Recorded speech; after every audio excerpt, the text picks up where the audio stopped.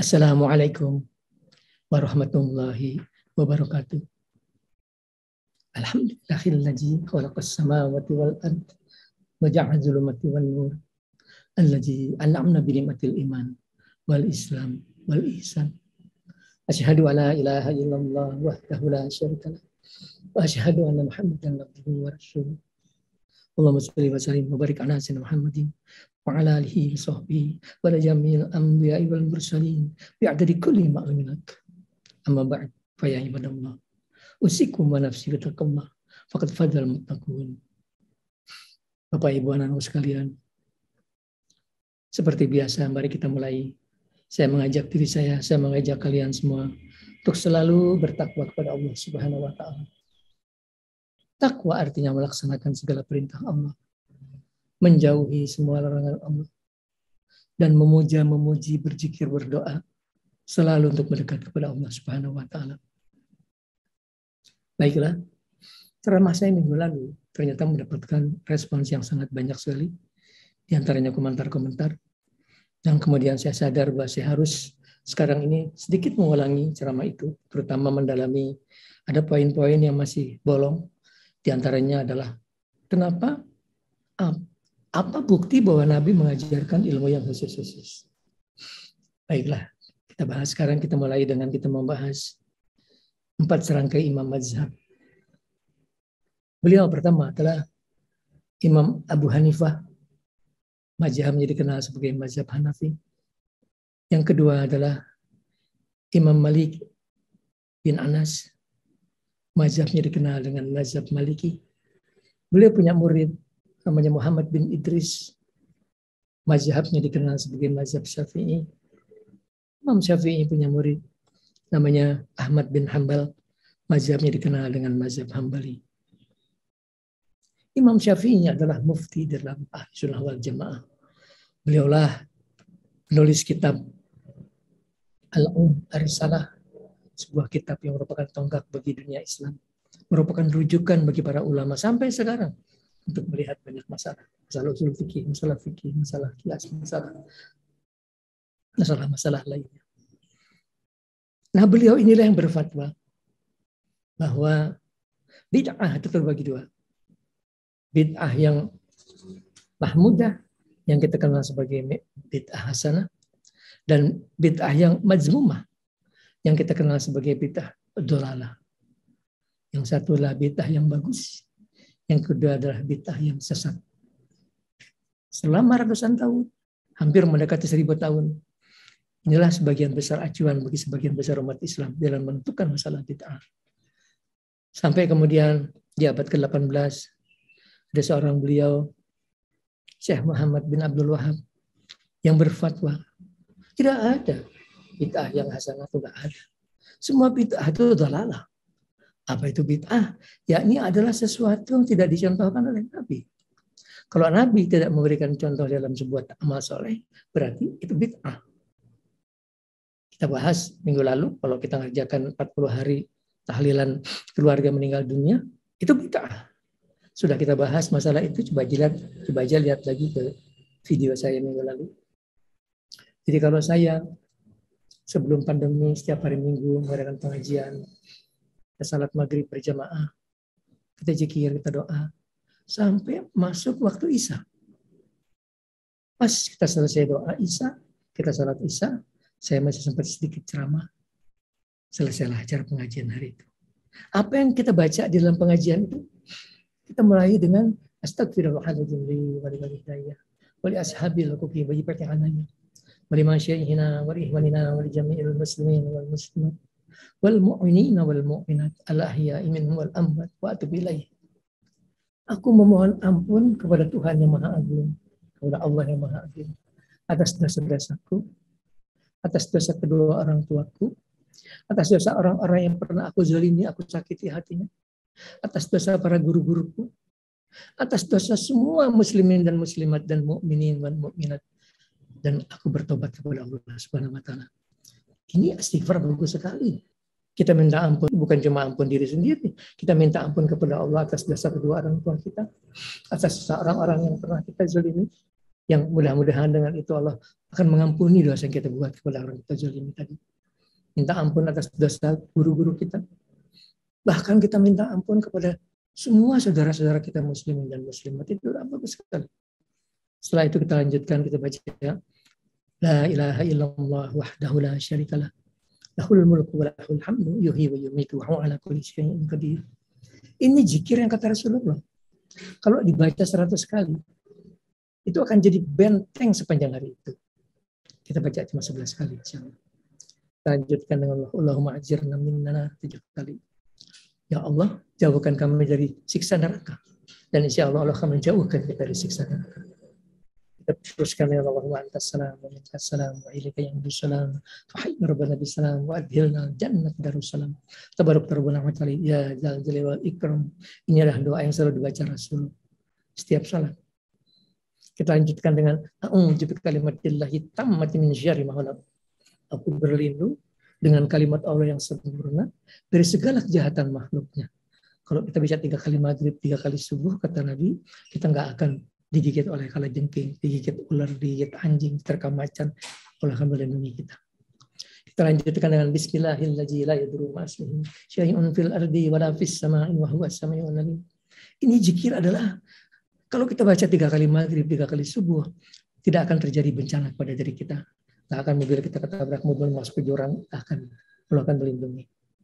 Kemudian setelah itu kita baca Raddi billahi robba bil islami dina bi Muhammadin nabiyya wa rasulah. Sesungguhnya aku ikhlas Allah menjadi Tuhanku, Nabi Muhammad Islam sebagai agamaku, dan Nabi Muhammad sebagai nabi dan rasulku. Itu kata Nabi, kalau kita baca itu 3 kali maghrib, 3 kali subuh, berhak Allah meridhoi kita. Setelah itu kita baca kalimat tamat. A'udzu billahi kalimatillahi tammati allati la yujabiru nabiyun wa nafajiru min syarri ma yanzilu minas sama'i wa min syarri ma ya'ruju fiha min syarri ma yadurru fil ardi wa min syarri ma yahmuju minha wa min fitanil layli wan nahar wa min tuwarikil layli wan nahar ila tariqi yatrubu ya rahman. Ini adalah kalimat tamat. Dalam riwayat turunnya itu ketika Nabi Isra Mi'raj dikejar oleh jin ifrit mau mencelakakan. Si jin bawa obor. Dibaca apa saja, itu jin tetap mengejar. Kemudian kalau malaikat Jibril, Muhammad, baca. Diturunkan kalimat tamat. Itu jin langsung tersungkur mati. Inilah kalimat yang kita sedapat mungkin kita akan baca maghrib subuh untuk melindungi kita dari kejahatan jin. Setelah itu kita akan baca surat Al-Fatihah. Dimulai dengan ta'awudz billahi minasyaitonir rajim. Kemudian kita baca Fatihah. Fatihah adalah surat umul kitab. Surat yang harganya 2/3 Al-Quran. Luar biasa. Kalau kita baca sekali itu seakan kita baca 2/3 Al-Quran. Sampai pernah Nabi berkata kepada Ibu Aisyah, Aisyah, jangan kamu tidur sebelum menghatamkan Al-Quran. Kata Ibu Aisyah, lalu kapan tidurnya Rasulullah? Kata Nabi, baca sekali Al-Fatihah, baca sekali Al-Ikhlas. Al-Fatihah itu 2/3 Al-Quran. Al-Ikhlas itu 1/3 Al-Quran. Seakan kamu menghatamkan Al-Quran, kata Rasulullah. Nah setelah itu kita baca surat Al-Ikhlas 11 kali. Karena kalau dibaca 11 kali, kata Nabi, Allah akan membuat istana di dalam surga. Jadi kalau kita baca terus, maghrib subuh, setiap kali Allah akan buatkan istana. Sampai sahabat tanya, ya Rasulullah, istana kita banyak dong. Iya, kata Rasulullah, banyak. Setelah itu kita akan baca Falaq bin Nas, itulah surat yang selalu kita baca untuk melindungi dari segala macam kejahatan. Kemudian kita baca khawatimnya, awalnya surat Al-Baqarah, dari mulai dalikal kitab sampai kepada dalikal kitabu la raiba fihi hudal lil muttaqin alladzina yu'minuna bil ghaibi wa yuqimuna ash-sholata wa mimma razaqnahum yunfiqun walladzina yu'minuna bima unzila ilaika wa ma unzila min qablik wa bil akhirati hum yuqinun. Nah sampai sini aja. Kemudian kita pindah langsung naik ke atas. Wa ilahukum ilahu wahid la ilaha illa huwa rahmanir rahim. Ini adalah salah satu ismul azam. Kita lanjutkan dengan ayat kursi. Ayat kursi itu luar biasa. Satu ayat harganya 1/6 Al-Quran. Dan ini ayat ini luar biasa. Kalau ada orang kesurupan, coba bacakan ayat kursi. Kalau dia jin kafir, dia pasti akan keluar. Panas katanya. Memang kalau jinnya jin Islam, dibacakan ayat kursi, dia ikut baca ayat kursinya. Jadi kalau jin Islam kita harus bilang, kamu jin, kamu keluar. Nggak keluar saya hajar kamu. Ini saudara kamu mukmin sama agamanya Islam. Jangan ganggu, keluar. Seperti itulah. Bisa ngajarnya? Bisa. Kita punya senjatanya buat ngajar. Kemudian kita lanjut dengan khawatimnya Al-Baqarah. Ini ayat luar biasa. Waktu turunnya pun luar biasa. Nabi sedang bersama malaikat Jibril. Tiba-tiba ada suara di langit. Kata malaikat Jibril, lihat Muhammad, itu pintu di langit tidak pernah terbuka sebelumnya. Dari sana turun seorang malaikat bawa 2 cahaya. Memberikan ke Rasulullah sambil berkata, terimalah Muhammad. Ini adalah sesuatu yang tidak pernah diturunkan kepada seorang pun sebelum engkau. Satunya adalah surat Al-Fatihah. Yang satunya adalah khawatim Al-Baqarah. Khawatim Al-Baqarah itu ayat 284, 285, 286 Al-Baqarah. Akhir dari yakni di ayat 286 itu doanya bagus sekali. Rabbana la tu'akhidna in nasina aw akhtana. Ya Allah, janganlah engkau hukum kami bila kami lupa atau kami bersalah. Rabbana wa la tahmil 'alaina isran kama hamaltahu 'ala alladziina min qablina. Rabbana, ya Allah, janganlah engkau bebankan kepada kami beban yang berat sebagaimana telah engkau bebankan kepada orang-orang sebelum kami. Rabbana wa la tuhammilna ma la taqata lana bih wa'fu 'anna waghfir lana warhamna anta maulana fansurna 'alal qaumil kafirin. Ya Allah, janganlah engkau bebankan kepada kami beban yang tidak sanggup kami memikulnya. Wa'fu 'anna, maafkanlah kami. Waghfir lana, ampunilah kami. Warhamna, kasihanilah kami. Anta maulana, engkau lah penolong kami. Fansurna 'alal qaumil kafirin. Tolonglah kami dari golongan orang-orang yang kafir. Ini ayat kata Nabi tidak akan masuk setan ke dalam rumah di mana dibacakan khawatim Al-Baqarah. Ini ayat yang tidak boleh kita tinggal selama hidup kita setiap maghrib dan subuh. Kita lanjut kemudian kita lihat surat Al-Insyirah, Alam nashrah laka sadrak. Mungkin ternapinya itu 9 kali, paling kurang 3 kali. Ini ayat, ini surat yang dengan itu Allah akan selalu menurunkan pertolongan kepada kita. Kemudian kita lanjutkan dengan Al-Qadr, inna anzalnahu fi lailatul qadr. Ini juga ayat-ayat yang surat yang luar biasa. Kita lanjutkan kemudian dengan kita baca khawatimnya At-Taubah. Laqad ja'akum rasulun min anfusikum azizun 'alaihi ma antum harisun 'alaikum bil mu'minina raufur rahim. Dan selanjutnya. Ini ayat kalau dibaca 7 kali akan melindungi kita dari segala kejahatan. Ditembak senapan mesin pun insya Allah akan selamat. Kalau dia orang miskin, Allah akan berikan kecukupan. Kalau orang lemah, Allah akan berikan kekuatan. Ini ayat yang sedapat mungkin jangan pernah ditinggal setiap maghrib dan subuh. Kemudian setelah itu kita baca surat Yasin ayat 9. Waja'alna min baini aydihim sadam wa min khalfihim saddan fa'agzaynahum wa hum la yubsirun. Dalam riwayat inilah ayat yang dibaca Nabi ketika beliau mau hijrah dari Mekah ke Madinah.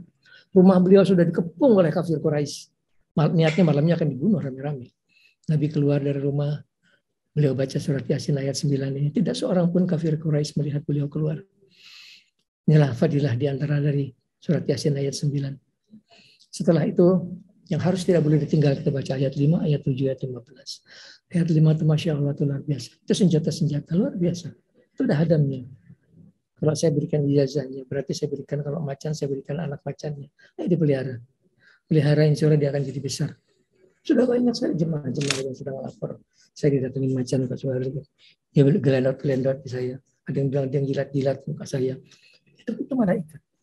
Ada yang bilang katanya waktu saya datang ke bekas ustadz saya zaman dulu, ustadz bilang katanya saya ada temenin macan. Macannya ngasih salam, assalamualaikum. Ya karena macan itu malaikat. Dan kalau ada orang jahat ke kita, niat mau mencelakakan, itu otomatis akan berbalik sendiri. Padahal kita nggak tahu apa-apa. Gitu. Itulah diantara fadilahnya ayat 5. Ayat 7 itu benteng dari segala kejahatan yang nggak bisa ditembus. Gitu. Ayat 15 itu pedang. Itu kalau jadikan satu luar biasa. Jangan tinggal, sekali-sekali aja. Maghrib sekali-sekali, subuh sekali-sekali. Kemudian setelah itu kita zikir. Zikir kita adalah kita baca tasbih, tahlil, tahmid, takbir. Kita baca yang paling banyak kita baca tahlil. Kita baca tahlil yang banyak, kita baca salawat yang banyak, kemudian kita berdoa. Apa isi doa kita? Doa kita nomor 1, minta ampun buat diri sendiri. Minta ampun buat kedua orang tua. Kalau sudah di dalam kubur, kita mintakan supaya Allah melepaskan dari siksa kubur. Allah jadikan kuburnya jadi taman-taman yang surga. Kalau masih hidup di dunia, kita minta jadikan mereka orang-orang husnul khatimah. Kita minta ampun atas seluruh keluarga kita, anak, istri, cucu, ipar. Kita mintakan ampun buat mereka. Setelah itu kita minta ampun untuk semua saudara-saudara kita muslimin dan muslimat. Setelah itu apa yang kita mintakan? Kita minta Allah berikan kita tambahan umur, Bilang minta tambahan umur yang banyak ya Allah, kita 90 tahun buat bekal ibadah. Setelah itu minta Allah jauhkan dari bencana, dari bahaya, dari penyakit. Setelah itu minta kepada Allah, Allah berikan kita rezeki yang berlimpah, rezeki yang banyak untuk bekal ibadah. Setelah itu kita minta Allah jadikan anak-anak kita semua orang-orang soleh, orang yang takwa kepada Allah Ta'ala. Allah jauhkan dari azab sengsara dunia akhirat. Allah jadikan dari orang-orang berbahagia dunia akhirat. Itulah kurang lebih isi doa kita. Selesai kita doa, sudah selesai maghrib itu kita salat isya. Habis salat isya, kemudian kalau ada waktu saya akan ceramah sedikit. Itu yang kita kerjakan setiap minggu di hari Minggu. Itu kalau menurut kaidah saudara-saudara kita salafi, itu bid'ah. Bid'ah katanya karena Nabi tidak pernah mengerjakan. Bisa-bisanya dibilang bid'ah.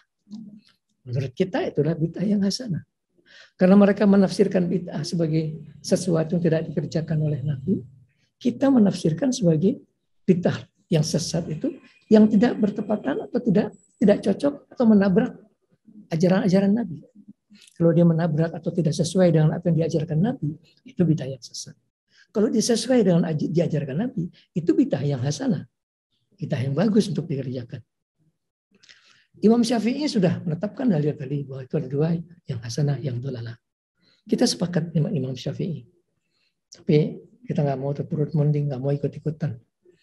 Kita punya dalil yang kuat sekali. Dalil yang kuat sekali. Apa dalil yang kuat tadi? Ini adalah dalil sebuah fakta, sebuah kenyataan bahwa seluruh para sahabat Nabi mengerjakan sebuah perbuatan bid'ah secara bersama-sama. Di sana ada Ali bin Abi Thalib, menantunya Nabi. Ini orang yang paling alim sekali di antara murid-murid Nabi, yang paling alim, yang paling pintar sekali. Yang kedua adalah ada Utsman bin Affan, ini menantu Nabi. Ada Umar bin Khattab, ini adalah mertua Nabi. Ada ribuan para sahabat-sahabat Nabi, orang-orang yang paling hebat di muka bumi. Mereka secara bersama-sama mengerjakan perbuatan bid'ah. Apa itu? Salat tarawih berjamaah. Yang tidak pernah dikerjakan oleh Nabi sekalipun. Tidak pernah. Pernah di tahun 2 Hijriah. Pertama kali ibadah puasa diperintahkan. Di malam hari, beliau keluar rumah untuk sholat qiyamul lail. Itu di tanggal 23 Ramadan. Harap dicatat, 23 Ramadan. Ada sahabat yang bermakmum. 24 Ramadan beliau nggak keluar. 25 Ramadan beliau keluar, ada lagi sahabat bermakmum. 26 Ramadan beliau nggak keluar. 27 Ramadan beliau keluar, ada lagi sahabat bermakmum. 29 Ramadan beliau nggak keluar. Sahabat bertanya, ya Nabi, kenapa panjenengan nggak keluar? Kata Nabi, aku takut dijadikan wajib dan kalian tidak mampu melaksanakannya. Dan harap dicatat, ini bukan salat tarawih. Ini adalah salat yang sedang mengejar Lailatul Qadar.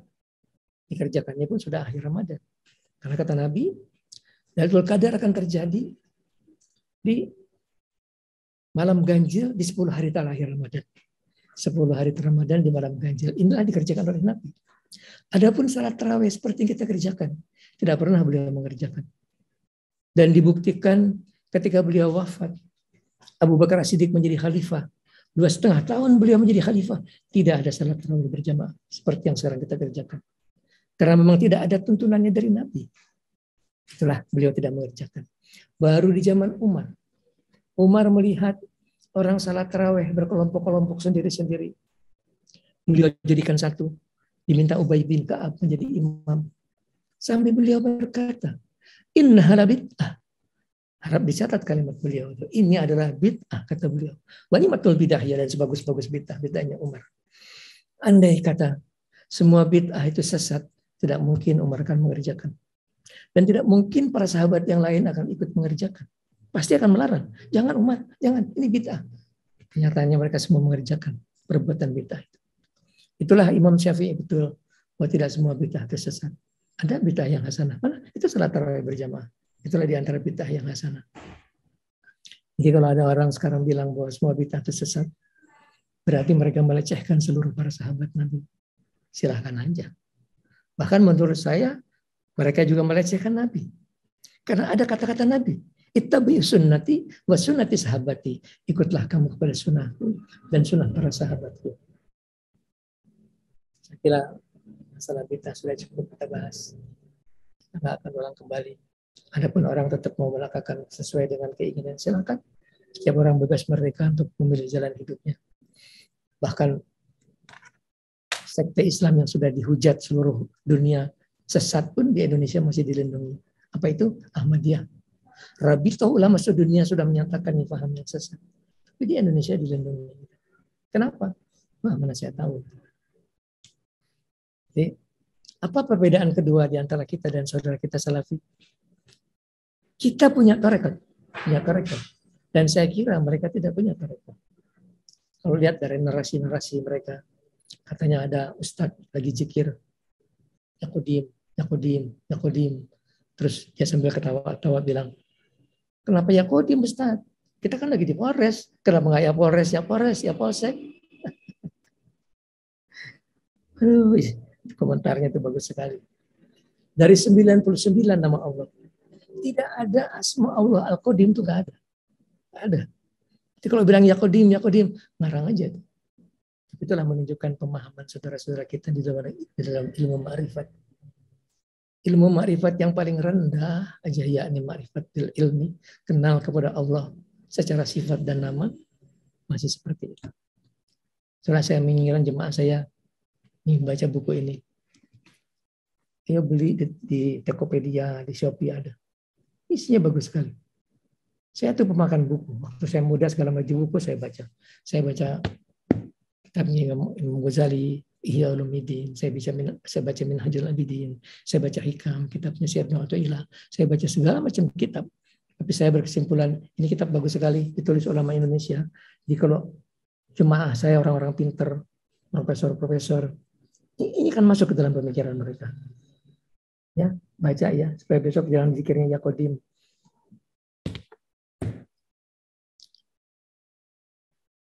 Mereka bilang, tidak ada dalam hadis.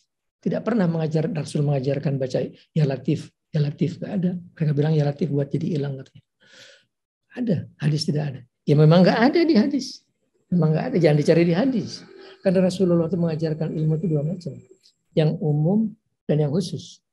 Yang umum beliau ajarkan secara terbuka kepada seluruh umat manusia. Di belakang hari tercatat di dalam kitab-kitab hadis. Yang besar itu Bukhari, Muslim, Abu Dawud, Tirmidzi, Nasai, Ahmad bin Hanbal. Masih ada Baihaqi, Hakim, Ibnu Majah, Darqutni, masih ada. Sementara ilmu yang khusus, beliau ajarkan hanya kepada dua orang sahabat yang saya tahu.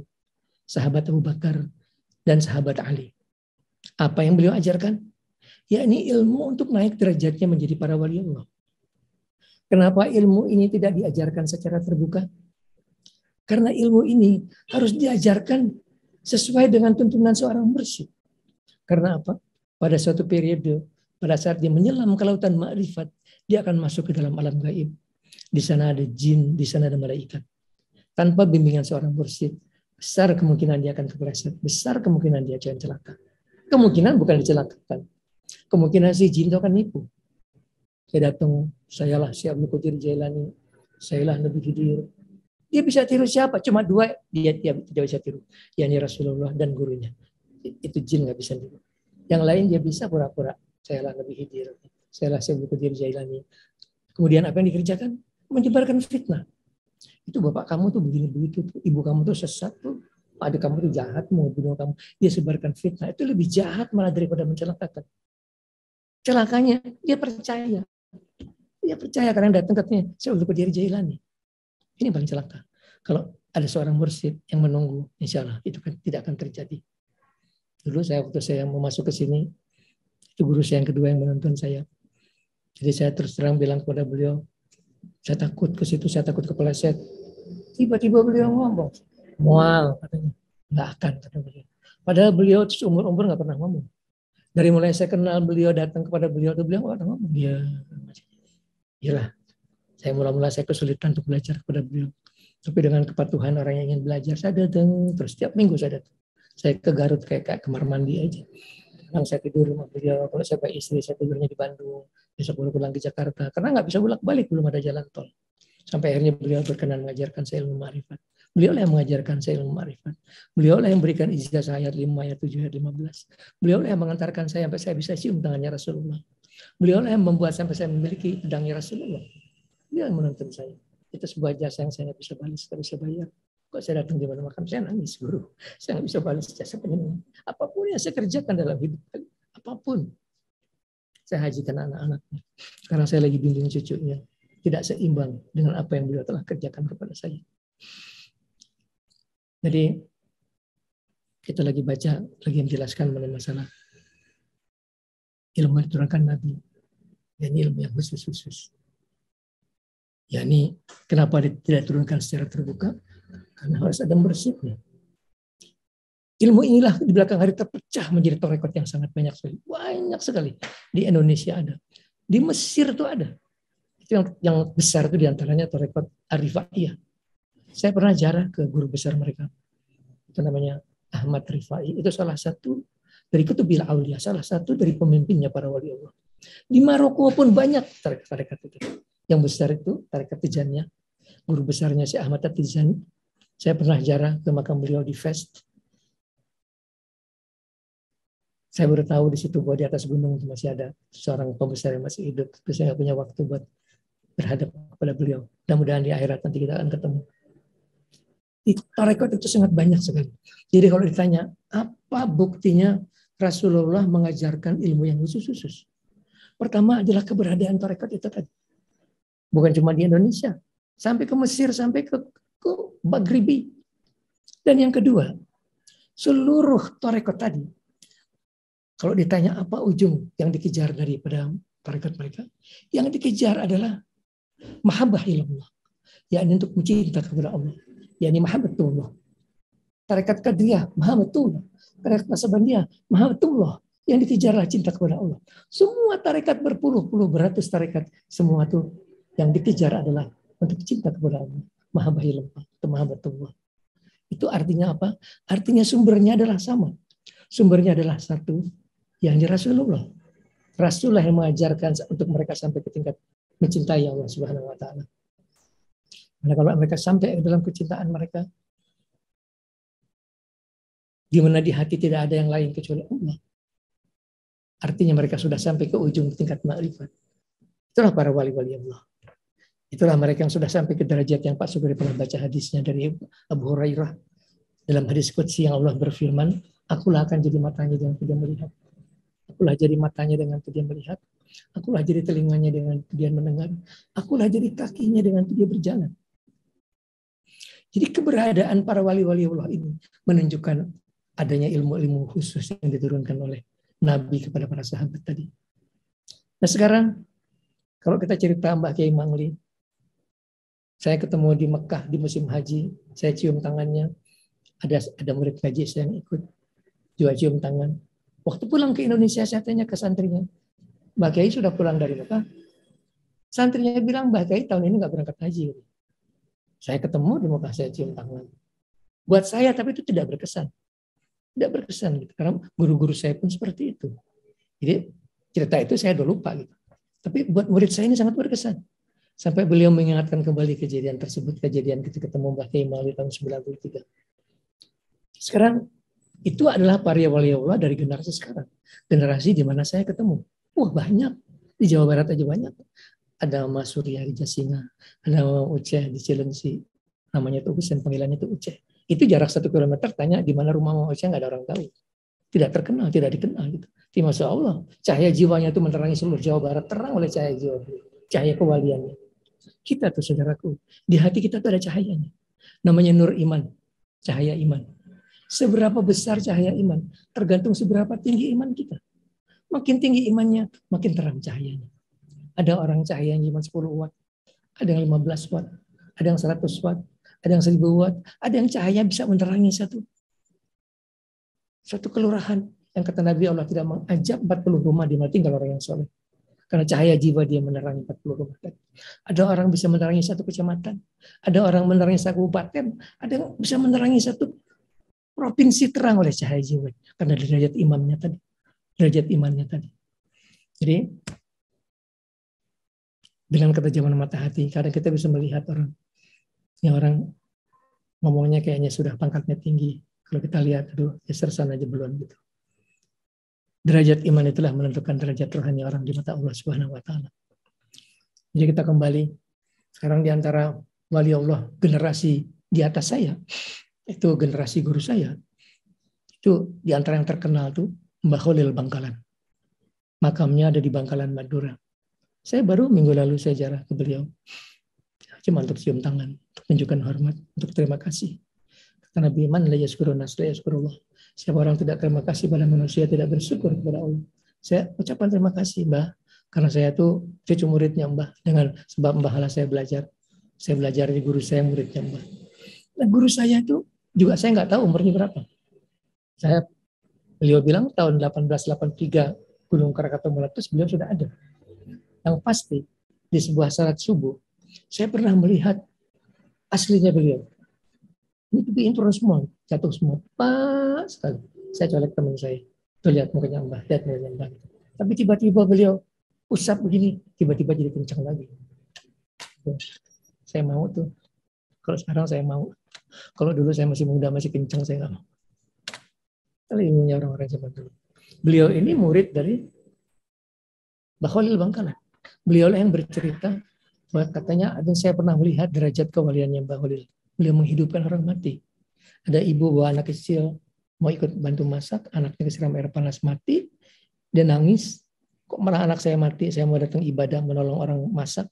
Kata Mbah Khalil, mana anaknya? Mana anaknya? Ditaruh meja, dibungkus, tutupin kain. Beliau azan kuat-kuat. Allahu Akbar, Allahu Akbar. Diangkat anaknya hidup lagi.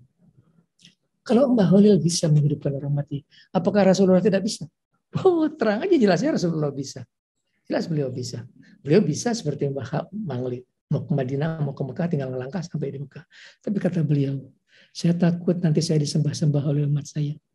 Kalau saya tampil seperti itu, tiba-tiba di Mekah, tiba-tiba di Madinah, wah Muhammad itu bukan manusia. Dia malaikat. Karena itulah beliau selalu tampil sebagai manusia. Punya istri, punya anak, punya keluarga. Beliau tampil selalu sebagai seorang manusia biasa. Kalau ditanya apakah beliau bisa, tentu saja beliau bisa.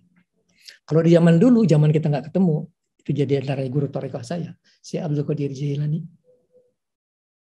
Itu dalam satu dialog antara beliau dengan seorang pendeta, si pendeta bilang, kalau Isa Al-Masih bisa menghidupkan orang mati, kalau Muhammad nggak bisa. Kata si Abdul Qadir, kalau saya bisa menghidupkan orang mati, percayakah kamu di seorang rasul? Mereka pergi ke sebuah kuburan, dibongkar kuburan itu, kata si Abdul Qadir, hiduplah kamu dengan izin Allah. Itu mayat hidup kembali. Sekarang, kalau si Abdul Qadir bisa menghidupkan mayat yang sudah bertahun-tahun mati, apakah Rasulullah tidak bisa? Tentu saja beliau bisa. Itulah kalau di pondok pesantren, kita yakin, kita percaya bahwa beliau pernah menghidupkan kembali ibu beliau, Siti Aminah, mengislamkan, kemudian memasukkan kembali ke dalam kubur. Karena beliau punya kemampuan seperti itu. Itu yang kuburannya oleh saudara-saudara kita Salafi disiram bensin, mau dibakar. Coba, apakah Rasulullah senang ibunya makamnya dibakar? Coba renang baik-baik. Makam para sahabat dirusak, dihancurkan. Apakah Rasulullah senang makam sahabat dihancurkan? Kita hormat kepada para sahabat, itu kita cinta. Kalau kita hormat dan cinta, kan kita nggak akan merusak makamnya. Mereka merusak kuburan para nabi, para rasul. Kalau kita cinta kepada nabi, tak mungkin kita akan melakukan seperti itu. Ya itulah mereka. Itulah ISIS, coba lihat. Mulutnya bilang, Allahu Akbar, Allahu Akbar. Coba lihat apa yang mereka perbuat. Nggak usah saya ulangkan, nggak usah saya ulang. Ya itulah kata Nabi, kalau hati itu kotor, hati berbuat dosa, ngejek-ngejek para wali Allah, hatinya kotor. Yang kumpul di hatinya itu majelis setan, yang akan mengajak pada perbuatan jelek lagi. Kalau hati itu suci, hatinya para wali Allah, yang kumpul itu para malaikat, yang selalu mengajak kepada jalan kebaikan. Nah saudaraku, jadi itulah perbedaan kita yang kedua dengan para saudara kita Salafi. Kita punya tarekat, mereka tidak punya tarekat. Ya, kita beruntung bahwa kita ada di sisi ini, mereka ada di sisi sana. Selebih dari itu tentu terserah mereka, apapun mereka mau lakukan. Saya kira penjelasan saya mengenai masalah Salafi sudah cukup jelas. Apalagi tadi sudah saya jelaskan bukti bahwa Nabi mengajarkan ilmu yang kemudian mengangkat orang menjadi para wali Allah. Sudah kita bilang tadi, keberadaan tarekat sampai ke Maghribi ada aliran tarekat. Dan kita lihat semua muaranya sama, yakni mahabbatillah, untuk cinta kepada Allah. Itulah pertanda bahwa sumbernya dari Rasulullah. Ketiga adalah keberadaan para wali Allah itu sendiri. Jadi kalau mereka bilang katanya tidak ada bukti keberadaan Wali Songo. Aduh, ya Allah, ya Rabbi. Seluruh pondok pesantren di Pulau Jawa itu hampir terkait kepada Wali Songo. Saya adalah salah satu di antara generasi waris Wali Songo. Karena guru saya itu muridnya Mbah Kholil, kalau dirangkai ke atas adalah muridnya Wali Songo. Karena kakek-kakek saya, sadah-sadah saya tuh Sunan Gunung Jati, itu juga salah satu dari wali. Dan saya adalah penerus pada beliau-beliau tadi. Jangan dibilang bahwa tidak terbukti keberadaannya. Jadi, ya itulah. Barangkali itu yang bisa saya jelaskan mengenai masalah salafi, perbedaan kita dengan mereka. Selebih dari itu, setiap orang bebas merdeka untuk pilih jalan hidupnya. Setiap orang bebas merdeka. Yang saya cuma mau tanya adalah kepada para murid-murid, santri-santri, imam-imam besar dari Salafiyah. Mereka yang suka mendengarkan ceramah di radio, apa itu, Aroja. Mereka yang suka mendengarkan ceramah-ceramah imam-imam besar tadi. Saya mau tanya dulu. Kalau antum salat, berapa persen hati antum menghadap kepada Allah Subhanahu wa taala? Berapa persen? Saya khawatir jawabannya itu 0%. Dari mulai takbiratul ihram sampai salam, yang ada isinya ngelamun dulu. Kalau sholat sembari ngelamun, itu kan bukan menyembah Allah. Itu sudah menyembah nafsunya sendiri. Coba tanya murid-murid saya. Mereka baru aja 2 bulan ikut saya. Sebagian besar mereka akan bilang, kalau saya sekarang sholat, kalau saya sujud, saya nangis pas hari. Saya ngerasa Allah begitu dekat kepada saya nangis, saya menyesali perbuatan saya yang lalu-lalu. Coba tanya mereka. Itulah yang harusnya dikejar. Apa yang mereka kerjakan, mereka ikut yang saya ajarkan. Mereka. Jadi kita bagi dalam tahap-tahap. Yang pertama tuh, saya perintahkan mereka untuk membaca 2 istighfar. Kesatu la astagfirullahaladzim la ilaha illa huwal hayyul qayyum wa atubu ilaih 100 kali. Kedua adalah ya hayyu ya qayyum la ilaha illa anta subhanaka inni kuntu minadz zalimin 100 kali. Yang pertama itulah salawat yang diajarkan Nabi. Yang kedua doa Nabi Yunus. Sebenarnya taruh depannya Ismul Azam ya hayyu dan ya qayyum. Setelah itu apa kita kerjakan? Setelah hati kita bersih dari dosa, kita jaga untuk tidak berbuat dosa. yakni kita puasa.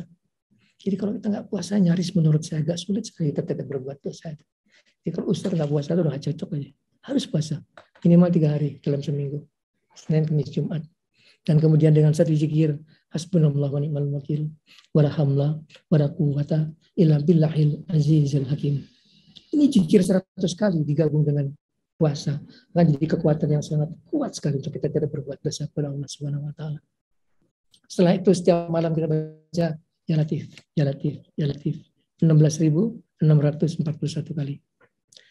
Kalaulah di antara kalian murid-murid saya sudah 30 hari belum merasakan apa-apa, di situ ada something wrong. Coba sekarang yang 10 sisanya kerjakan seperti yang saya ajarkan sekarang. Coba kerjakan dengan fokus. Fokus itu artinya mulailah dengan kita merasakan kita berada di hadapan Ka'bah. Bukan nyembah Ka'bah. Kan kita tidak menyembah Ka'bah. Dan Allah tidak berada di dalam Ka'bah. Allah dekat sekali kepada kita. Itu cuma sebuah simbol dari Allah. Rasakan kita berada di depan Ka'bah. Kosongkan pikiran kita. Kosongkan pikiran kita. Baru baca Ya Latif, Ya Latif, Ya Latif, Ya Latif. Insya Allah zikir masuk ke dalam hati. Itu sama seperti makan. Namanya makan itu kalau di piring habis, tapi masuk ke perut. Kalau di piring habis cuman aur-auran, kan bukan makan namanya. Zikir pun begitu. Kalau zikir astagfirullah, astagfirullah, astagfirullah, semenit dapat 100. Aduh, Allah. Mendingan dapat 11 kali tapi dengan hati yang benar. Astagfirullahaladzim, astagfirullahaladzim. Dengan hati yang menghadap kepada Allah. Kalau enggak tuh kayak orang makan aur-auran aja, aur-auran semuanya. Coba kerjakan seperti itu. Insya Allah 10 hari berikutnya akan sukses. Lapor ke saya terus. Lapor ke saya terus, terutama mendekati hari yang ke-40. Saya akan ada di sekitar itu. Saya akan bimbing terus. Baiklah, kita cukupkan ceramah kita hari ini. Kita akan lanjut untuk kemudian kita akan berdoa.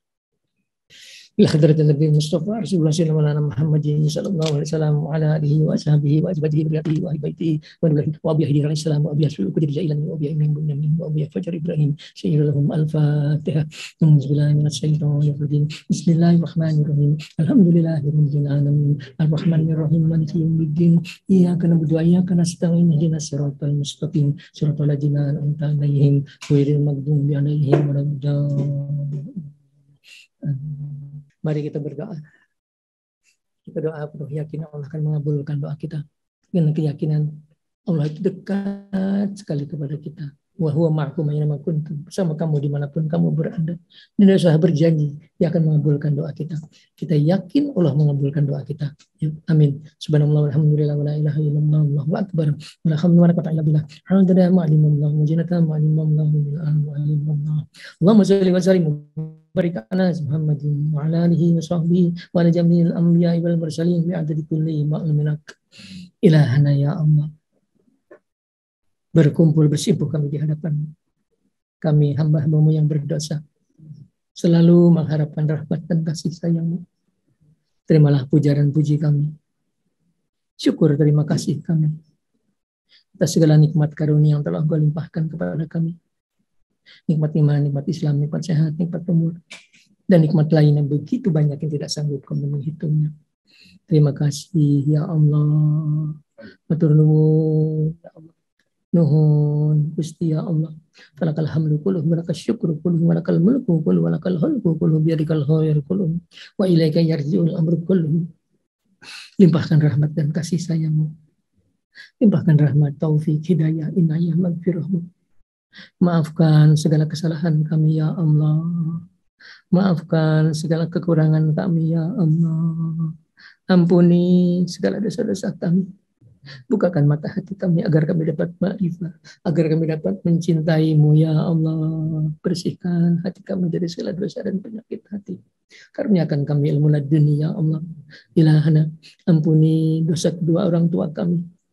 Beliau yang sudah di dalam kubur, ayah kami, ibu kami, lapangkan kubur mereka. Mudahkan urusan mereka. Lepaskan dari kesulitan di dalam kubur. Lepaskan dari siksa kubur ya Allah. Ya Allah, jadikan kubur mereka tempat yang menyenangkan, taman dari taman-tamannya surga. Beliau yang masih hidup di dunia, jadikan orang-orang yang husnul khatimah. Ampuni dosa semua anggota keluarga kami, baik masih hidup maupun sudah di dalam kubur. Istri-istri kami, suami-suami kami, kakak-kakak kami, adik-adik kami, anak-anak kami, ipar-ipar kami, mereka yang sudah berada di dalam kubur. Lapangkan kubur mereka ya Allah. Lapangkan kubur mereka. Mudahkan urusan mereka ya Allah. Lepaskan dari siksa kubur. Lepaskan dari kesulitan di dalam kubur. Jadikan kubur mereka raudatun min riyadil jannah. Mereka masih hidup di dunia. Bimbing di jalan yang Kau ridhoi. Selamatkan dunia mereka. Selamatkan akhirat mereka ya Allah. Ampuni dosa semua saudara-saudara kami muslimin dan muslimat, bil khusus sebangsa setanah air. Ampuni dosa mereka ya Allah. Rahmat-Mu lebih luas dari dosa-dosa mereka. Rahmat-Mu lebih luas dari maksiat-maksiat mereka. Ampuni mereka ya Allah. Berikan kekuatan agar dapat melaksanakan segala perintah-Mu. Berikan kekuatan agar dapat menjauhi semua larangan-larangan-Mu. Wala hamla wala quwwata illa bika, wala hamla wala quwwata illa bika, wala hamla wala quwwata illa bika ya Allah. Engkaulah Tuhan kami.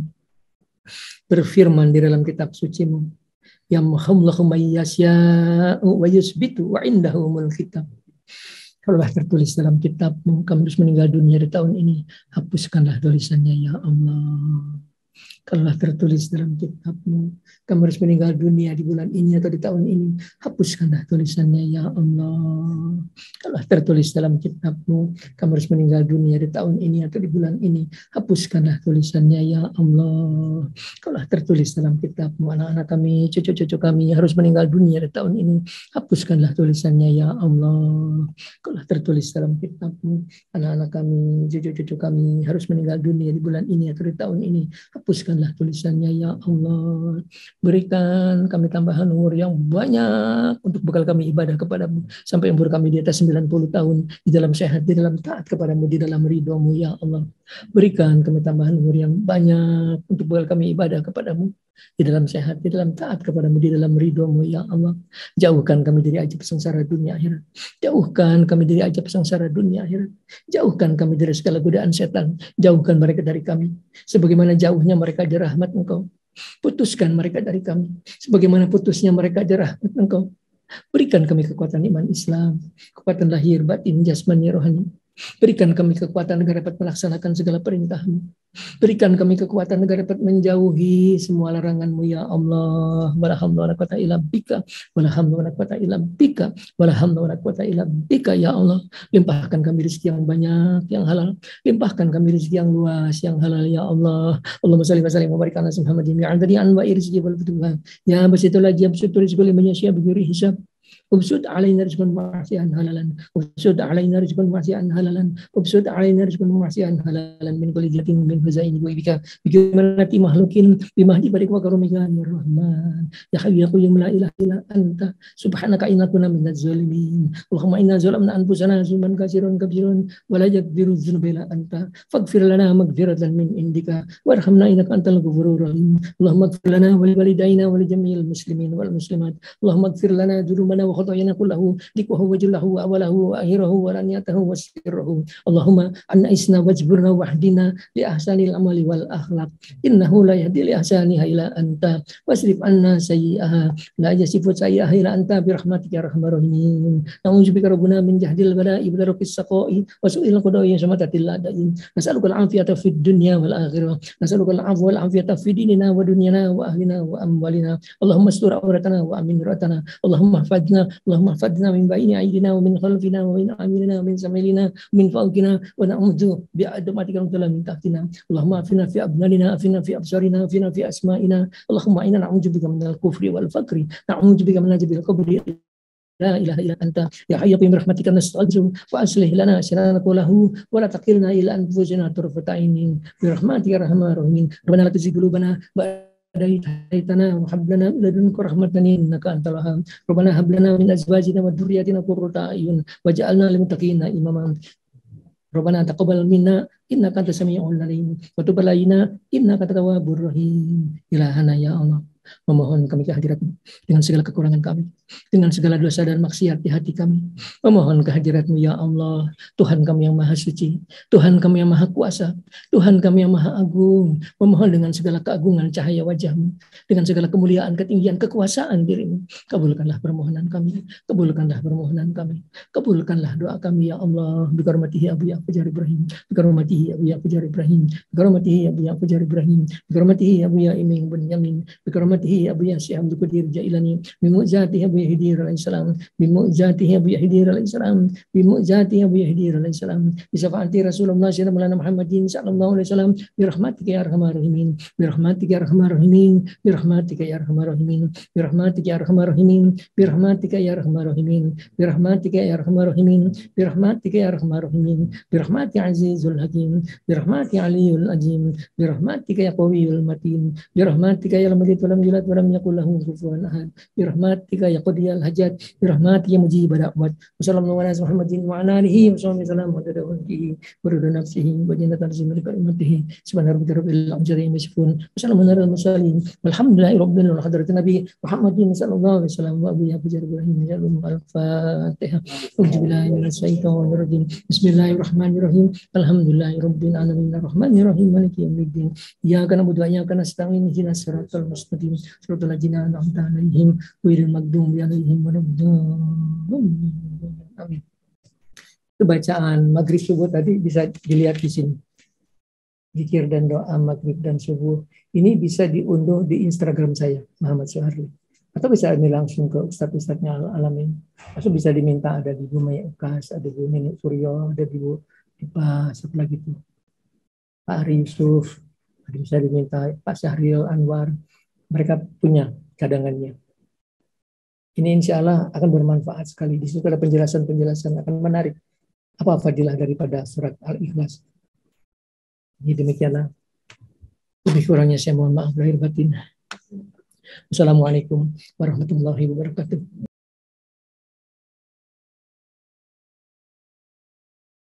Mari kita berdoa. Doa kita namanya doa antara Allah untuk dijauhkan dari virus corona. Siapapun orang baca 3 kali maghrib, 3 kali subuh, insya Allah aman dari corona. Itu doakan sudah saya kirimkan ya, sudah saya viralkan ke semua jemaah. Amalkan di 3 kali maghrib, 3 kali subuh, insya Allah selamat. Ya sekarang aminkan doa saya, amin. Alhamdulillahirabbil alamin. Allahumma shalli wa sallim wa barik ala Muhammad wa ala Muhammad. Muhammad anta rabbuna la ilaha illa anta. alaika tawakkalna wa 'inda rabbil arsyil azim. Masya Allah, kana wa lam yazal lam yakun wa la hawla wa la quwwata illa billahil aliyyil azim. Na'lamu anna Allah ala kulli syai'in qadir wa anna hatu bi kulli syai'in ilm. Allahumma amjibu wajhikal karim wa bismikal ladhim wa bikalimatil hikmati min syarri firasqurana anta ahir min asyatiha inna rabbuna ala siratim mustaqim. Allahumma la yuhjamu junduka wa la yuhlafu aduka wa la yanfa'u dal jiri min kajjal subhanakallahumma bihamdika. Allahumma amjibu wajhikal karim wa bismikal ladhim wa bikalimatil hikmati min syarri firasqurana anta ahir min asyatiha inna rabbuna ala siratim mustaqim. Allahumma yuhjamu junduka wa la yuhlafu aduka wa la yanfa'u dal jiri min kajjal subhanakallahumma bihamdika. Allahumma inna na'udzuka wajhikal karim wa bismikal ladhim wa bikalimatil hikmati min syarri firasqurana anta ahir min asyatiha inna rabbuna ala siratim mustaqim. Allahumma anta taksibul magrum wal masam. Allahumma la yuhjamu junduka wa la yuhlafu aduka wa la yanfa'u dal jiri min kajjal subhanakallahumma bihamdika. Rabbana atina fid dunya hasanah wa fil akhirati hasanah wa qina adzabannar. Rabbana taqabbal minna innaka antas sami'un alim wa tub alaina innaka tawwabur rahim. Sallallahu alaihi Muhammadin wa ala alihi wa sahbihi wasallam wa wa nafsihi wa jinnatin mujkal ummati. Subhana rabbika rabbil izzati amma yasifun wa salamun alal mursalin walhamdulillahi rabbil alamin. Nabi Muhammadin sallallahu alaihi wasallam al-Fatihah. A'udzubillahi minasyaitonir rajim. Bismillahirrahmanirrahim. Alhamdulillahi rabbil alamin. Arrahmanir rahim maliki yaumiddin. Iyyaka na'budu wa iyyaka nasta'in ihdinas siratal mustaqim siratal ladzina an'amta 'alaihim ghairil maghdubi 'alaihim waladdallin. Wassalamualaikum warahmatullahi wabarakatuh.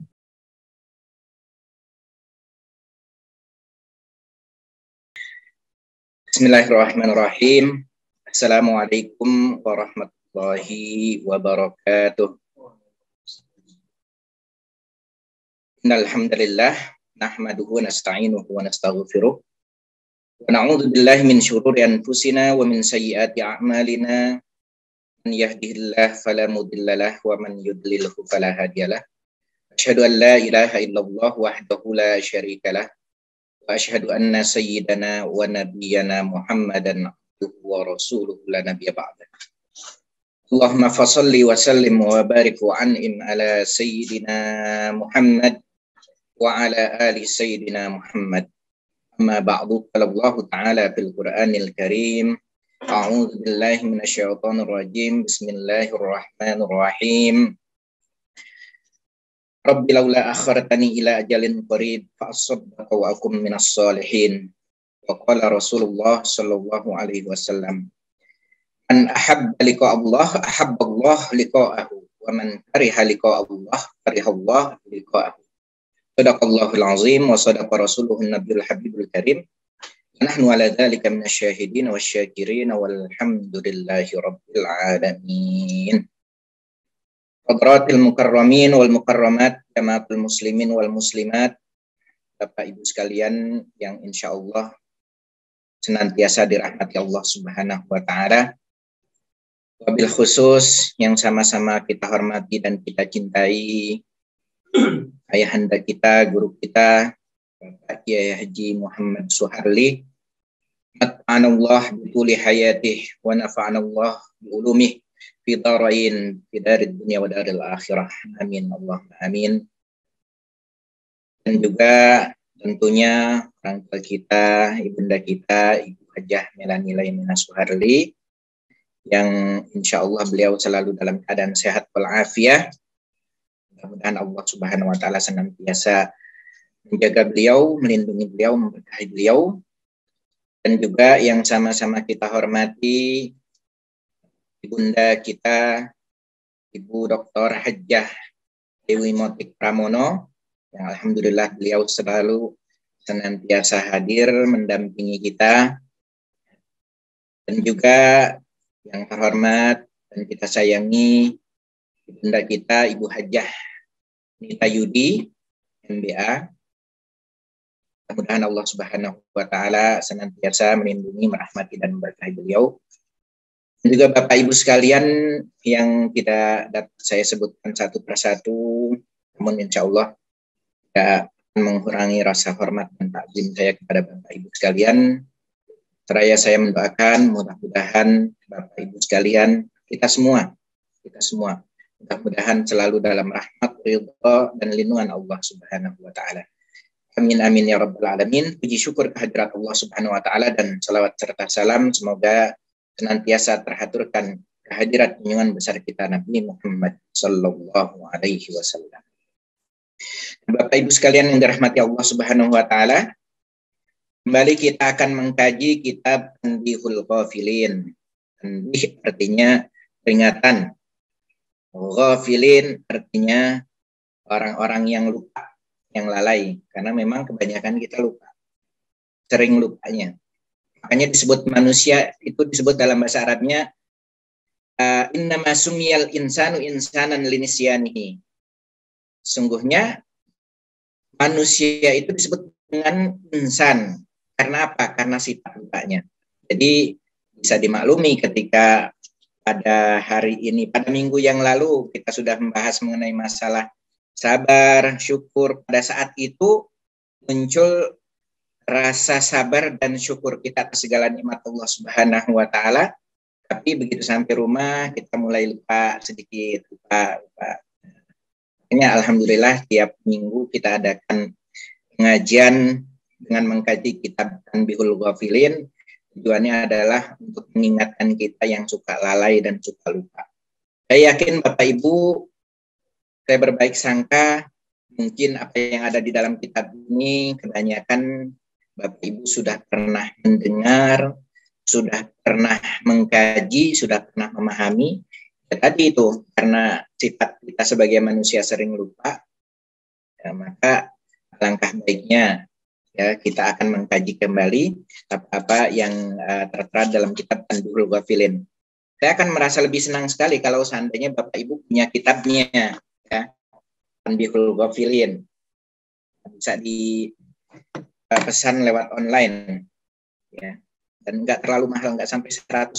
Ya. Ini biasanya berat untuk membeli kitab, tapi kalau untuk membeli pulsa 500.000 pun insya Allah sedia untuk kita keluarkan. Itulah. Karena kalau membeli kitab, godaannya besar. Setan akan menggoda kita. Ya. Setan akan menggoda kita untuk tidak mau belajar menuntut ilmu. Itu trik pertama setan. Trik pertama setan mengganggu manusia, menyesatkan manusia adalah dengan cara menjadikan manusia itu enggan untuk menuntut ilmu. Kalau manusia sudah enggan menuntut ilmu, maka ia akan menjadi bodoh dalam hal agama. Kalau sudah bodoh dalam hal agama, setan nggak perlu bersusah payah lagi untuk menggoda manusia, menyesatkan manusia. Karena manusia itu akan tersesat sendiri. Karena kebodohannya, karena ketidaktahuannya. Seperti itu. Jadi, Ibu diingat terus, ya, alhamdulillah bahwa Allah Subhanahu wa taala alhamdulillah mentakdirkan saya berbicara depan Bapak Ibu sekalian. Ini sudah perencanaan Allah Subhanahu wa taala. Kemudian Bapak Ibu yang hadir yang cukup banyak, sudah berapa yang hadir di sini? 100-an ya. Berarti kalau sekeluarga suami istri saja sudah kurang lebih 200-an yang sedang akan berzikir dan menuntut ilmu. Mudah-mudahan ini tanda bahwa Allah mencintai kita. Karena memang di antara tanda bahwa Allah mencintai manusia, mencintai hambanya adalah dibuat hambanya itu ingin mendekat kepada Allah Subhanahu wa taala. Gimana cara mendekat kepada Allah Subhanahu wa taala? Ya, kalau ulama mengkategorikan ketika seseorang ingin dicintai Allah atau mengenal Allah, seperti kajian kita yang selalu disampaikan oleh guru kita Bapak Kiai Haji Muhammad Suharli, membimbing kita tasawuf, bahkan tema yang kita ambil adalah mendekatkan diri kepada Allah Subhanahu wa taala. Bagaimana caranya? Ada dua cara. Ada dua cara. Cara yang pertama adalah dengan cara ibadah. Ketika Allah ingin kita mendekat kepadanya, kepada Allah Subhanahu wa taala, akan Allah jadikan kita sebagai orang yang gemar beribadah. Ibadah kita itu, memang manusia itu diciptakan wa ma khalaqtul jinna wal insa illa liya'budun. Tidaklah diciptakan jin dan manusia itu kecuali untuk beribadah. Beribadah tujuannya untuk apa? Untuk mengenal Allah Subhanahu wa taala. Untuk mengenal Allah Subhanahu wa taala. Mengenal Allah Subhanahu wa taala berarti caranya pertama adalah dengan ibadah. Jika dengan ibadah tidak berhasil, biasanya Allah akan membimbing kita untuk mengenal dirinya, mengenal diri Allah Subhanahu wa taala dengan cara Allah timpakan masalah. Makanya kebanyakan manusia ketika lagi senang dia banyak lupa kepada Allah Subhanahu wa taala. Tapi ketika dalam keadaan susah, dalam keadaan menderita, dalam keadaan sakit, maka dia akan ingat kepada Tuhannya. Terbukti kalau kita lagi sakit, terbaring di rumah sakit, kaki kita sakit, maka kita usap-usap kaki kita sambil kita menyebut nama Allah, ya Allah, sakit banget ya. Nah, itu artinya memang Allah sudah ingin membimbing kita untuk mengenalnya kembali, mengenal Allah kembali, yaitu dengan cara Allah timpakan masalah. Jadi ada dua pilihan bagi kita. Ingin mengenal Allah dengan cara Allah kasihkan masalah, Allah berikan masalah kepada kita, atau ingin mengenal Allah Subhanahu wa taala dengan cara kita mengerjakan ibadah dan memperbanyak ibadah kepada Allah Subhanahu wa taala. Silakan Bapak Ibu, kita semua bisa memilih. Baiklah Bapak Ibu sekalian, tadi sudah disampaikan oleh pembawa acara bahwa insya Allah pada sore hari ini kita akan mengambil temanya agak sedikit menyeramkan. Terus terang saya, ya mudah-mudahan ini bukan karena ingin disebut riya atau sum'ah atau ujub gitu ya. Setelah saya baca kitab ini, tetapi itu kondisional seperti itu. Allah kalau memberikan hidayah kan seperti itu ya. Nah, tanpa kita rasa tiba-tiba Allah memberikan hidayah kepada siapapun yang Allah kehendaki. Ya. Nakala tahdi man ahbabta walakin Allah yahdi man yasha. Allah memberikan hidayah kepada siapapun yang Allah kehendaki. Makanya bersyukurlah Bapak Ibu kita semua yang hadir dalam acara pengajian ini. Ya. Tandanya bahwa Allah ingin memberikan kita hidayah dengan cara seperti ini. Karena dari sekian ribu yang kita undang, tapi yang ikut hadir hanya sekian ratus. Ya, mudah-mudahan karena Allah ingin memberikan hidayah kepada kita, insya Allah. Hidayah itu hak prerogatif Allah Subhanahu wa taala yang bahkan sekelas Nabi Muhammad Shallallahu alaihi wasallam tidak bisa memberikan hidayah kepada pamannya yang tercinta. Sehingga sampai di akhir ayatnya pamannya belum sempat menyebutkan kalimat tauhid la ilaha illallah. Jadi Bapak Ibu jangan mempertanyakan paman Nabi masuk neraka atau masuk surga. Itu juga hak prerogatifnya Allah Subhanahu wa taala. Jangan kita pertanyakan. Insya Allah kita berbaik sangka. Beliau orang yang sangat sayang kepada Rasulullah SAW. Insya Allah kita menginginkan beliau berada dalam surga. Itu sudah kehendak Allah Subhanahu wa taala. Artinya saya ingin menegaskan bahwa hidayah itu benar-benar datangnya dari Allah Subhanahu wa taala. Ya. Sekelas Nabi tidak bisa memberikan hidayah kepada keluarganya. Sekelas Nabi Nuh alaihi salam tidak bisa memberikan hidayah kepada anaknya. Sekelas Nabi Ibrahim alaihi salam tidak bisa memberikan hidayah kepada ayahnya atau di satu kali dikatakan pamannya yaitu Azar. Sekelas Nabi Lut tidak bisa memberikan hidayah kepada istrinya. Apalah lagi kita, ya, apalah lagi kita. Tapi kalau Allah ingin memberikan hidayah, Masya Allah, ya, hidayah bisa datang tiba-tiba dari kita. Seperti yang tadi saya sampaikan, ketika saya membaca kitab ini beberapa hari yang lalu, Masya Allah, penderitaan dan sakitnya sakaratul maut dan bagaimana menderitanya orang yang berada di alam kubur, ya tentunya bagi mereka-mereka yang tidak beriman kepada Allah Subhanahu wa taala. Ya. Itu setelah membaca ini pada saat sholat maghrib saya merasa ketakutan sehingga akhirnya saya menangis sendiri. Ini kan hidayah dari Allah Subhanahu wa taala. Artinya dalam keadaan seperti itu saya ingat kepada Allah Subhanahu wa taala, itu artinya saya mendapatkan hidayah pada saat itu. Ya. Dan saya rasa Bapak Ibu juga akan mengalami hal yang sama, ya, mengalami hal yang sama. Baiklah Bapak Ibu sekalian, kita akan bahas mengenai sakitnya sakaratul maut dan derita siksa kubur. Ya, mudah-mudahan ini bisa memperbaiki iman kita atau meningkatkan kembali iman kita. Cuma berbicara mengenai sakaratul maut, sakitnya sakaratul maut, dan bagaimana menderitanya orang yang disiksa di alam kubur, itu perlu keimanan yang kuat. Tidak hanya sekedar yakin, tapi harus akil yakin, bahkan ainul yakin. Karena ini perkara yang gaib. Kalau perkara yang gaib, sulit pikiran kita itu untuk mau menerima. Jangankan hal yang gaib seperti ini. Contohnya mengenai masalah sedekah aja. Berkali-kali Allah sampaikan di dalam Al-Quran, Allah tegaskan bahwa al-hasanatu bi asyri amsalihha.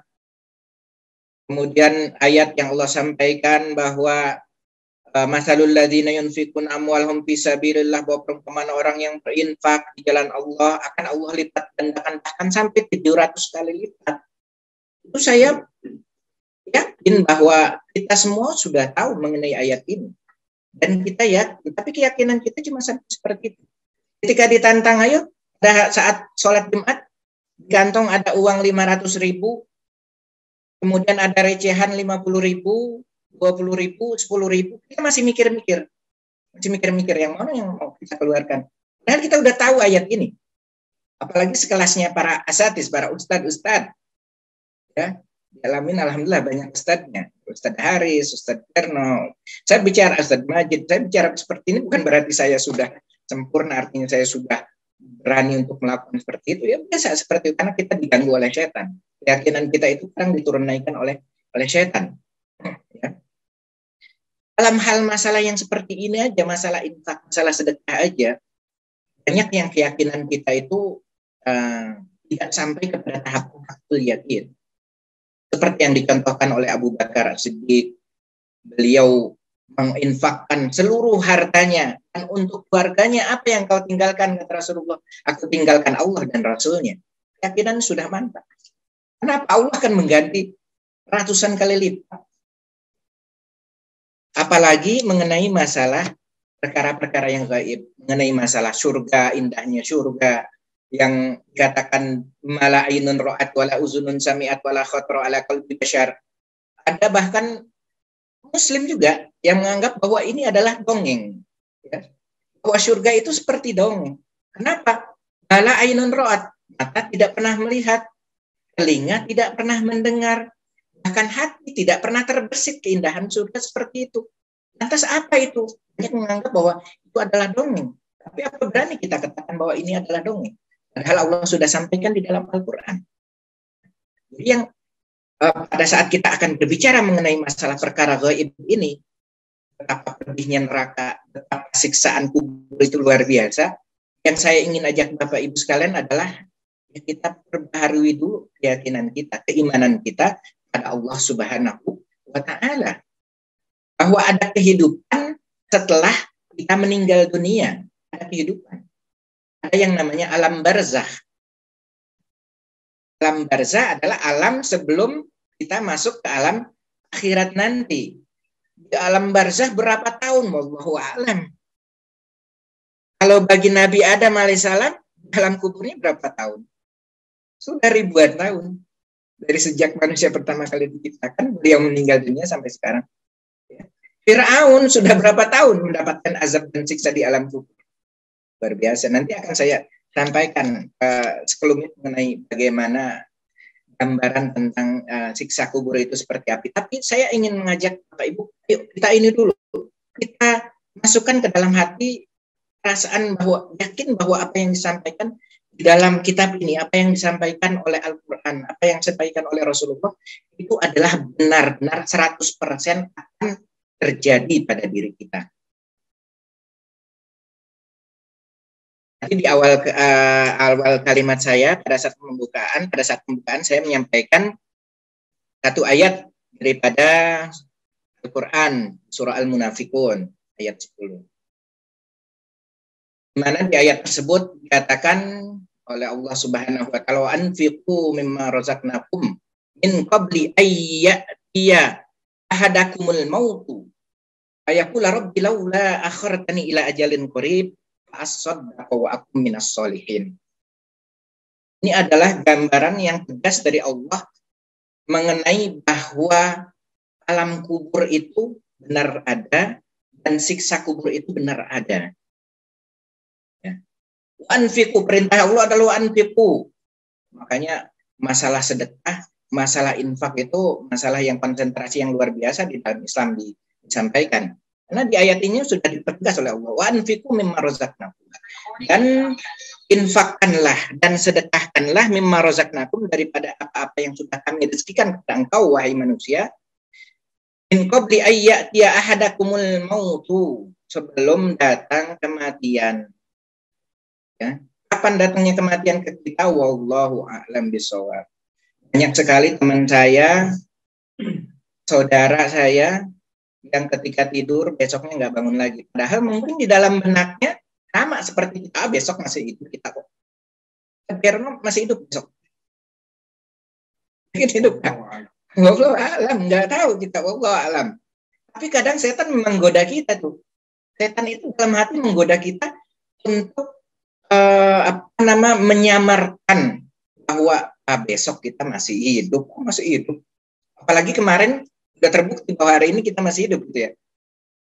Besok juga akan seperti itu. Besoknya lagi akan seperti itu. Sampai 1 tahun kemudian juga kita akan masih hidup. Wallahu a'lam. Ya. Karena teman saya yang meninggal dalam keadaan tertidur itu, ya, teman di pondok pesantren Gontor, mungkin Tadaris juga kenal, ya, karena belajar juga di Mesir, Nasrul Walid. Beliau lagi dalam keadaan tertidur, besoknya sudah habis, nggak ada, padahal nggak sakit. Ya. Dan mungkin di antara kita, saudara kita, Bapak Ibu sekalian, ada juga yang seperti ini. Ustaz Fikirman juga sudah pernah mengalami hal ini. Antara anggota keluarganya, bahkan adiknya. Dalam pikiran Ustaz Fikirman mungkin nggak sempat terbersit bahwa mungkin udah ada 1 tahun atau berapa lama Ustaz? 2 tahun.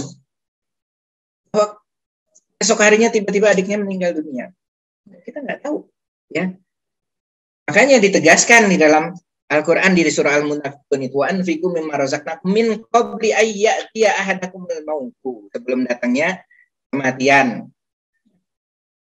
Kalau sudah datang mati, wah itu kematian itu benar-benar saat ini penuturan orang yang pernah kita sering dengar istilah mati suri gitu ya. Yang Allah hidupkan kembali untuk kemudian bercerita kepada kita. Oh, itu dalam keadaan yang membingungkan sekali. Membingungkan karena apa? Karena kita kelabakan, ketakutan. Ya Allah, saya belum ini. Ya Allah, saya belum itu. Itu digambarkan di Al-Quran tadi. Ayakul rabbi laula akhartani. Kalau kita sudah dimasukkan ke alam kubur, maka kebanyakan dari manusia itu akan mengatakan fayaqul rabbi laula akhartani. Ya Allah, andaikan engkau hidupkan aku lagi sebentar aja nih. As-saddaqo wa akum minas sholihin. Pertama yang disebut adalah apa? Mau sedekah dan mau menjadi orang yang solih. Ini menandakan bahwa alam kubur itu, siksa kubur itu benar adanya. Karena Allah yang menyampaikan seperti ini.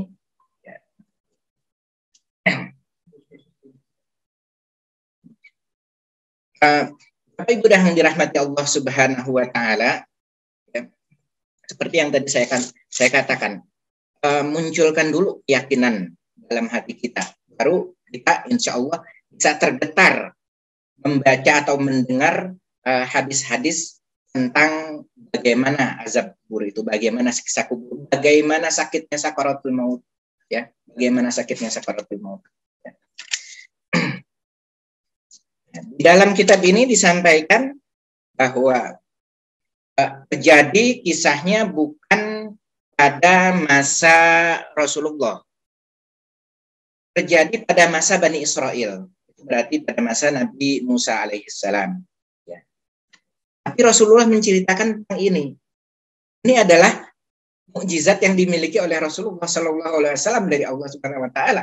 Kalau enggak, bagaimana bisa tahu Rasulullah apa yang sudah terjadi ribuan tahun yang lalu? Kemudian beliau bisa menceritakan. Maka jangan heran ketika Rasulullah bisa menceritakan apa yang terjadi, apa yang akan terjadi di kemudian hari. Pada saat-saat sekarang ini, Rasulullah sudah sampaikan keadaannya. Jadi jangan kita merasa heran kalau itu bisa terjadi.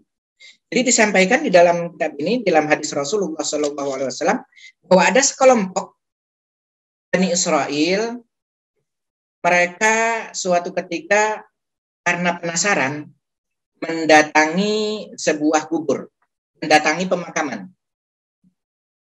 Tujuan mereka itu apa? Tujuan mereka itu ingin tahu apa sih sebenarnya yang dirasakan oleh orang pada saat dia mati. Pada saat dia meninggal dunia, dia merasakan apa? Apa yang dilakukan oleh mereka? Nah, mereka adalah orang yang beriman kepada Allah Subhanahu wa Ta'ala. Kenapa? Karena di dalam kitab ini diceritakan bahwa cara mereka untuk mengetahuinya adalah dengan mereka sholat. Sholatnya seperti apa? Wallahu a'lam bishawab. Karena bukan pada masa Rasulullah, pada masa Bani Israel. Ya. Agama mereka mungkin disebut pada saat itu adalah agama Yahudi, tapi agama Yahudi yang memang agama Samawi, agama dari Allah Subhanahu wa Ta'ala. Nah, akhirnya mereka bersepakat, ayo kita sholat, kemudian setelah sholat kita doa bersama, kita mohon kepada Allah Subhanahu wa Ta'ala agar Allah hidupkan orang yang ada di makam ini untuk menceritakan kepada kita bagaimana ahwal mereka. Ternyata kemudian benar yang terjadi. Mereka sholat, mereka berdoa atas izin Allah Subhanahu wa Ta'ala. Salah satu penghuni pemakaman kuburan itu ada yang bangkit, bangun, menyembulkan kepalanya. Kalau bagi kita mungkin kabur. Tapi karena mereka udah bulat tekadnya gitu ya, kepingin tahu bagaimana siksa kubur, bagaimana ahwal mereka di dalam kubur. Akhirnya muncullah sebuah kepala dari salah satu makamnya, dan kepala ini kemudian berbicara atas izin Allah Subhanahu wa Ta'ala dan mengatakan kepada Bani Israel tadi, pada beberapa orang Bani Israel tadi, wahai saudaraku, ini adalah keinginanmu untuk Allah bangkitkan aku untuk bercerita kepada kamu tentang kematian, tentang bagaimana aku mati. Aku ceritakan kepada kamu bahwa aku sudah meninggal 90 tahun. Jadi ini jenazahnya sudah dikubur 90 tahun, kemudian Allah bangkitkan untuk bercerita kepada, ini karena yang cerita Rasulullah, makanya saya bilang, kalau enggak yakin, kita akan menganggap, itu mah dongeng. Kenapa? Logikanya enggak masuk ke akal. Cuma saya ingin ingatkan, tidak semua masalah keagamaan, apalagi masalah-masalah perkara gaib gitu ya, harus dipikirkan dengan logika, dengan akal. Jadi si jenazah ini sudah terkubur selama 90 tahun. Dan selama 90 tahun itu aku masih merasakan sakitnya pada saat sakaratul maut. Jadi saya sendiri awalan berpikir bahwa ketika orang sudah dicabut, meninggal dunia, dia lantas sudah tidak merasakan sakit lagi. Ternyata Masya Allah, seumur matinya, bukan seumur hidupnya, seumur matinya di alam kuburnya, itu dia masih merasakan sakitnya sakaratul maut. Yang dalam hadis sakitnya sakaratul maut itu dikatakan oleh Rasulullah, sakitnya kasakarat qadru syiddatil mauti wa karbihi alal mu'min qadri salati mi'ati darbatin bisayfi, kata Rasulullah. Perkiraan berat dan sakitnya penderitaan pada saat sakaratul maut bagi orang yang beriman nih, kata Rasulullah, bagi orang yang beriman, bagaimana lagi bagi orang munafik, orang fasik, orang kafir. Itu adalah seperti ketika kita ditusuk-tusuk oleh 300 pedang, rasa sakitnya. Rasulullah kan orang yang tidak pernah mengeluh dan tidak pernah menunjukkan rasa sakit ketika beliau sakit. Tapi pada saat sakaratul maut, beliau nangis, keluar keringat, dan beliau mengatakan sakit. Hikmahnya adalah pada saat itu Rasulullah mohon kepada Allah agar Allah berkenan untuk menimpakan separuh daripada sakitnya sakaratul maut seluruh umatnya, itu Rasulullah yang tanggung. Itu yang dirasakan oleh orang-orang yang sudah meninggal setelah beliau itu hanya separuh daripada sakitnya sakaratul maut yang sesungguhnya. Tapi yang luar biasanya itu, Masya Allah, seumur mati kita di alam kubur itu akan kita rasakan sakitnya seperti itu. Kecuali para orang-orang yang Allah izinkan untuk tidak merasakannya. Ya. Siapa ya? Terserah Allah Subhanahu Wa Taala.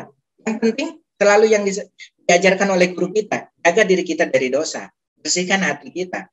Insya Allah, kalau bagi orang-orang yang beriman, rasa sakit sakaratul maut itu tertutupi oleh nikmat yang sudah Allah berikan gambarannya pada saat ia sakaratul maut. Ini ada dalam hadis. Di dalam hadis Allah sampaikan bahwa bagi orang yang beriman, ketika dia meninggal dunia, sakaratul maut dirasakan sakit. Tapi dia diperlihatkan oleh Allah Subhanahu Wa Taala nikmatnya surga yang ia akan dapatkan. Makanya ketika meninggal dunia orang yang beriman, mereka lebih terlihat tersenyum. Kenapa? Rasa sakitnya sudah tertutupi. Tapi bagi orang-orang yang fasik, orang-orang munafik, orang-orang kafir, sepanjang matinya belum sampai kepada alam akhirat, siksa di neraka, akan dikatakan bahwa kematian itu adalah sebenarnya bagian daripada azabnya neraka yang kecil. Alhamdulillah min dzalik. Jadi ya makanya saya bilang waktu membaca kitab ini pada saat sholat, ya, tapi itu hidayahnya pada saat itu gitu loh. Berikutnya ya sudah kita dilupakan lagi oleh hal-hal perkara-perkara duniawi. Ini menandakan bahwa lemahnya iman kita karena masih banyak dipengaruhi oleh bisikan-bisikan iblis, bisikan-bisikan syaitan. Nah, hadirin ma'asyiral muslimin rahimani wa rahimakumullah. Rasulullah mengajarkan dalam hal ini disampaikan oleh pengarang kitab Abdullah As-Samarkandi. Bagaimana cara agar kita terlepas dari siksa kubur. Nah, itu diajarkan di antara yang Rasulullah ajarkan bahwa ini juga insya Allah mudah-mudahan kita semua sudah mengamalkan. Dan bahkan berkali-kali juga guru kita Pak Kiai Muhammad Suarli menyampaikan. Pada akhir sholat kita, sebelum kita mengucapkan salam, kita baca doa yang selalu dibaca oleh Rasulullah Shallallahu Alaihi Wasallam. Allahumma inni a'udzubika min adzabil qabri wa min adzabi jahannam wa min fitnatil mahya wal mamat wa min syarri fitnatil masiihid dajjal. Baca terus doa ini. Kenapa? Karena sakaratul maut itu luar biasa. Siksa kubur itu luar biasa. Yang ada cuma penyesalan aja. Yang ada kalau sudah wallahu a'lam, mudah-mudahan kita diberikan umur yang panjang agar selalu dapat kesempatan untuk memperbaiki diri kita. Ya. Kalau sudah mendengar baru satu kisah yang saya sampaikan, tapi karena memang waktunya juga sudah ini ya, nanti insya Allah guru kita yang akan lebih bisa menjelaskan dengan lebih detail lagi, ya, yang mudah-mudahan bisa membuka mata, pikiran dan hati kita bahwa kalau ingin lepas dari azab kubur, dari siksa kubur, diajarkan oleh Abdullah As-Samarkandi, oleh Al-Faqih As-Samarkandi, perbaiki sholat. Sholat kita perbaiki. Karena pernah ada kisah di Madinah, kakak beradik, suatu ketika kakaknya laki-laki datang berkunjung ke rumah adiknya yang sedang sakit. Qadarullah, kemudian adiknya itu meninggal dunia, kemudian dimakamkan. Yang memakamkan adalah abangnya ini. Pada saat memakamkan, ketika sudah dikubur, sudah naik, takdir Allah bahwa ada barang yang tertinggal, barangnya si abangnya yang ketinggalan di alam kubur. Ini caranya Allah ingin memperlihatkan. Akhirnya terpaksa si abangnya ini menggali kubur adiknya lagi. Ternyata ketika digali, keluar api. Buru-buru ditutup oleh dia agar jangan orang lain melihat. Kemudian dia kabur ke ibunya dan nanya, kenapa? Kok adik saya seperti ini? Adik saya kok mendapatkan azab seperti ini, keluar api di alam kuburnya. Tadinya ibunya menutupi. Tapi kemudian akhirnya disampaikan, waktu hidupnya adik kamu ini sering menunda-nunda sholat. Ya, coba. Bukannya tidak mengerjakan sholat, sering menunda-nunda sholat. Dan yang kedua, kebiasaannya adalah keliling ke rumah tetangga-tetangga untuk namimah, untuk ghibah, namimah, ngadu domba, ghibah. Itu perkara yang paling banyak menimpa manusia sehingga menyebabkan dia mendapatkan azab. Dan satu lagi, yaitu yang ini, perkara satu ini sering banget kita abaikan. Makanya sebagai orang tua, perhatikan. Bagi anak-anak kita yang sudah barakat akhil balik, itu la yastanzihu minal baul, ketika buang air kecil, istinjanya itu tidak bersih, ini adalah di antara penyebab siksanya kubur. Karena ada hadisnya, hadis sahih, jelas bahwa ketika Rasulullah sedang berjalan di pemakaman, tiba-tiba unta yang beliau naik itu kaget, dan Rasulullah kemudian turun dan bertanya kepada sahabat, apakah ada kuburan di sini? Ternyata ditunjukkan ada 2 kuburan. Kenapa? Pada saat untanya itu kaget, itu karena mendengar adanya orang yang sedang diazab dalam kubur. Siapa 2 orang ini? Yang pertama adalah yamshi bin namimah, orang yang biasanya kerjaannya itu ngadu domba aja. Yang kedua, la yastanzihu minal baul. Kalau buang air kecil, istinjanya itu nggak bersih. Ternyata perkara yang sepele ini, masya Allah, nauzubillah, bisa menyebabkan siksa kubur. Wallahu a'lam bishawab. Caranya ya tadi ya kita perbaiki sholat kita, kemudian kita banyak bersedekah, karena ayatnya tadi kan konteksnya bersedekah dan mengerjakan amal-amalan solih, membaca Al-Quran, kemudian kita memperbanyak zikir, dan ternyata zikir itu di antara cara agar Allah berkenan untuk melepaskan kita dari siksa kubur, ya. Tapi kebanyakan kita nggak yakin. Buktinya apa? Masih banyak juga yang tidak mengamalkan, ya. Zikir, ya ternyata itu manfaat luar biasa apa yang diajarkan oleh guru kita. Ya. Wallahu a'lam bishawab. Mudah-mudahan dari sekelumit kisah yang tadi saya sampaikan, kalau Bapak Ibu ingin lebih jelas lagi, tolong dibeli kitabnya, karena ini insya Allah akan sangat bermanfaat sekali untuk memperbaiki hati kita, ya. Bersihkan diri kita dari perbuatan dosa, bersihkan hati kita dari perbuatan-perbuatan dosa, penyakit-penyakit hati, ujub, riya, sum'ah, takabur, dalam bersihkan sehingga kita menghadap kepada Allah Subhanahu wa taala dalam keadaan qalbun salim. Karena hanya qalbun yang salim yang bisa menghadap kepada Allah Subhanahu wa taala dalam keadaan aman dan tentram. Amin ya rabbal alamin. Hanya ini yang bisa saya sampaikan, kurang lebihnya saya mohon dibukakan pintu maaf yang sebesar-besarnya. Apabila ada kata yang saya sampaikan ataupun lafaz hadis ataupun ayat yang kurang tepat yang saya sampaikan, mohon dibukakan pintu maaf yang sebesar-besarnya. Adanallahu wa iyyakum ajmain. Wassalamualaikum warahmatullahi wabarakatuh.